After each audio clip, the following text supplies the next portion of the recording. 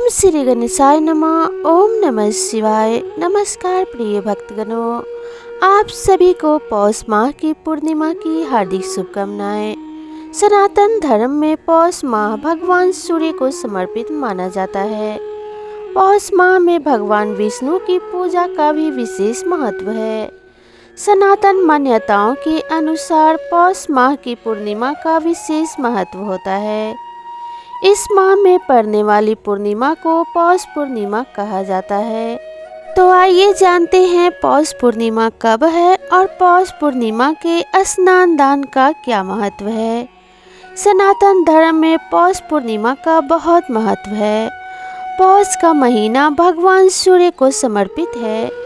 पौष के महीने में भगवान सूर्य की पूजा अर्चना और जल समर्पित करने से साधक पर सूर्य देव की विशेष कृपा बरसती है। पौष का महीना हिंदी महीने का 10वां महीना होता है। इस महीने में गंगा स्नान और दान का भी बेहद महत्व है। इस महीने की पूर्णिमा को पौष पूर्णिमा कहा जाता है। इस दिन दान करना और गंगा स्नान करना उत्तम माना जाता है। तो आइए जानते हैं साल 2024 में पौष पूर्णिमा कब है। साल 2024 में पौष पूर्णिमा 25 जनवरी को यानी कि आज है।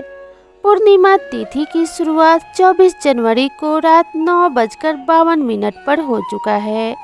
वहीं इसका समापन 25 जनवरी की रात 11 बजे होगी। उदया तिथि के कारण 25 जनवरी को पौष पूर्णिमा का व्रत किया जाएगा।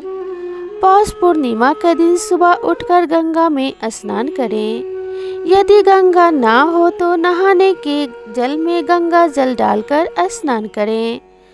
उसके बाद सूर्य देवता को जल चढ़ाएं। भगवान सूर्य और भगवान विष्णु की विधिवत पूजा करें। पूर्णिमा के सूर्य मंत्रों का जाप करें। उसके बाद गरीबों को भोजन और वस्त्रों का दान करें। हिंदू धर्म में पौष पूर्णिमा का बहुत महत्व है। यह महीना सूर्य भगवान को समर्पित है। इस महीने में सूर्य की उपासना करने से साधक को विशेष फल की प्राप्ति होती है। इसी पूर्णिमा में गंगा स्नान और दान का भी बहुत महत्व है। पौष पूर्णिमा के दिन सूर्य और चंद्रमा का अद्भुत संगम होता है। इस दिन दोनों की पूजा करने से साधक की सारी इच्छाएं पूरी हो जाती है। तो इस प्रकार से पूजा दान और स्नान के बाद पूर्णिमा के व्रत की कथा अवश्य सुननी चाहिए। कथा का श्रवण करने से व्रत संपूर्ण होता है और साधक की सभी मनोकामनाओं की पूर्ति होती है। तो चलिए इस कथा को शुरू करते हैं। कथा को शुरू करने से पहले प्रेम से बोलिए ओम श्री गणेशाय नमः। काशीपुर नगर के एक गरीब ब्राह्मण को भिक्षा मांगते देखकर भगवान विष्णु जी ने स्वयं ही एक बूढ़े ब्राह्मण के रूप में उस निर्धन ब्राह्मण के पास गए और कहने लगे, हे विप्र, श्री सत्यनारायण भगवान मनोवांछित फल देने वाले हैं। तुम उनका व्रत और पूजन करो, जिसे करने से तुम्हारे सब प्रकार के दुखों का नाश हो जाएगा और तुम सभी प्रकार के दुखों से मुक्त हो जाओगे।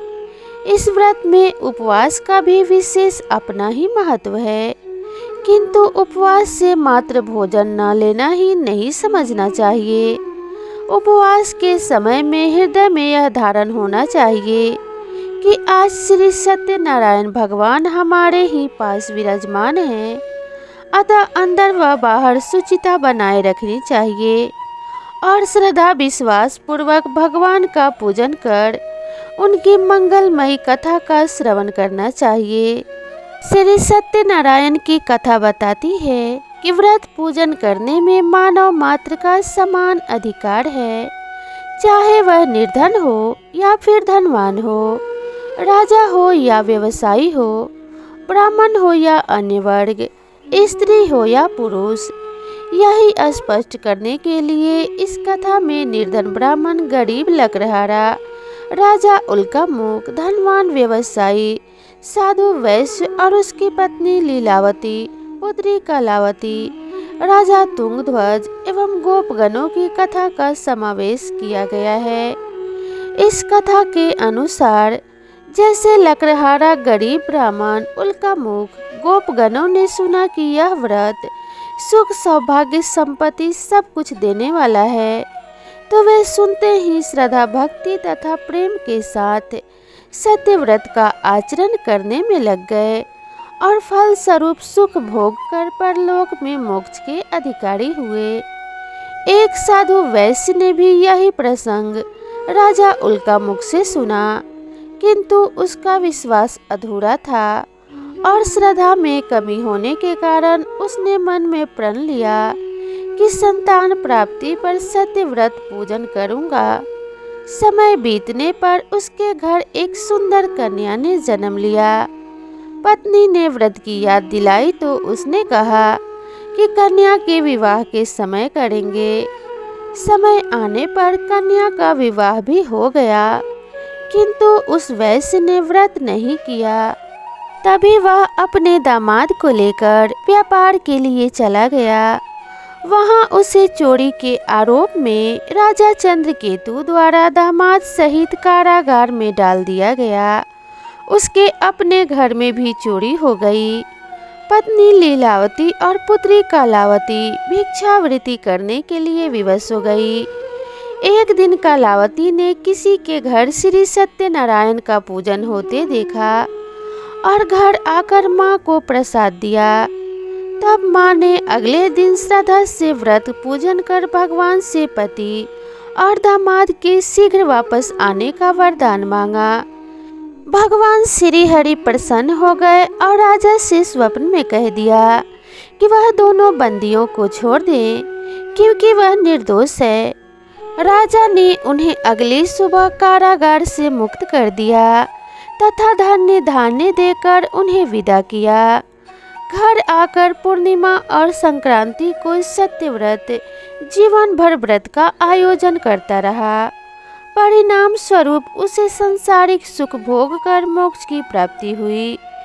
इस प्रकार एक बार राजा तुंगध्वज ने वन में गोपगणों को श्री सत्यनारायण भगवान का पूजन करते देखा, किंतु अपने अभिमान की वजह से राजा ना तो पूजा स्थल पर गया और ना ही दूर से प्रणाम किया और अभिमान के कारण ना ही गोपगणों द्वारा दिया गया प्रसाद उसने ग्रहण किया।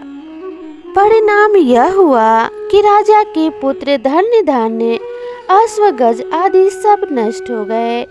राजा को फिर ये आभास हुआ कि विपत्ति का कारण सत्यदेव भगवान का निरादर है।